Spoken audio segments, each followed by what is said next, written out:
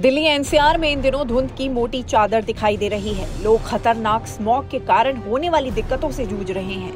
सांस लेने में तकलीफ होना, सिर दर्द, आंखों में जलन और स्किन एलर्जी की शिकायतें सामने आ रही हैं। हालांकि लोग यही उम्मीद कर रहे हैं कि जल्द ही हाल बेहतर होगा और स्मॉग की गिरफ्त से लोग बाहर निकल पाएंगे। ऐसा नहीं है कि स्मॉग के कारण कुछ ही वर्षों से लोग परेशान हैं। करीब 70 साल पहले लंदन पर स्मॉग का संकट गहराया था, जिसे पहले तो लोगों ने बहुत लाइटली लिया था, लेकिन देखते ही देखते वो हजारों लोगों का काल साबित हुआ था। बताया जाता है कि उस वक्त स्मॉग के कारण दिन में ऐसे हालात पैदा हो गए थे मानो दिन में रात हो गई हो। लोगों का दम घुटने लगा था, एक के बाद एक कई जानें चली गई थी। सूरज की किरणें लंदन की धरती पर नहीं पहुंच पा रही थी। हम बात कर रहे हैं उस भयावह मंजर की जिसे लोग ग्रेट स्मॉग ऑफ लंदन के नाम से जानते हैं। इसे ब्रिटेन के इतिहास में हुई वायु प्रदूषण से जुड़ी सबसे खराब घटना माना जाता है। Great smog of London.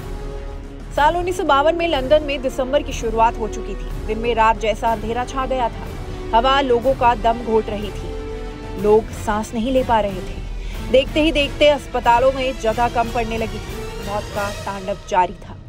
Report के मुताबिक 4 दिन में 4000 लोगों की मौत हो गई थी, जबकि उस वक्त करीब 12000 लोगों की मौत जानलेवा स्मॉग के कारण हुई थी। इससे पहले ऐसा भयावह मंजर कभी किसी ने वहां नहीं देखा था। प्रदूषण और ठंड लोगों पर कहर बनकर बरपी थी। माना जाता है कि इसकी वजह कोयले का बढ़ता इस्तेमाल था। कोयले को जलाने के कारण बहुत भारी मात्रा में सल्फर डाइऑक्साइड बनता था। 4 दिसंबर से एयरलॉक की स्थिति बनने लगी थी। हवा चलनी बंद हो गई थी। घरों में घुसा था smog. Great smog of London की शुरुआत 5 दिसंबर से मानी जाती है। ये सिलसिला 9 दिसंबर तक जारी रहा। सिर्फ बाहर ही नहीं बल्कि लोगों के घरों में भी स्मॉग था। अंदर भी किसी का बच पाना मुश्किल हो गया था। खुद को बचाने के लिए उस वक्त मास्क आदि की सुविधा खास उपलब्ध नहीं थी। स्मॉग मास्क थे भी तो बहुत ज्यादा महंगे।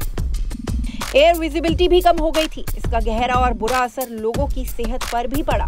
आंखें हो, गला हो या फेफड़े, सब पर बुरा असर पड़ने लगा था। एक शोध में बताया गया कि 6000 से ज्यादा लोग मारे गए थे, जबकि लाखों लोग बीमारी की चपेट में आने लगे थे। इसका असर कई महीनों तक रहा था। बताया जाता है कि दिखना बंद हो गया था। सड़कों पर गाड़ियां चलने का तो सवाल ही नहीं पैदा होता था।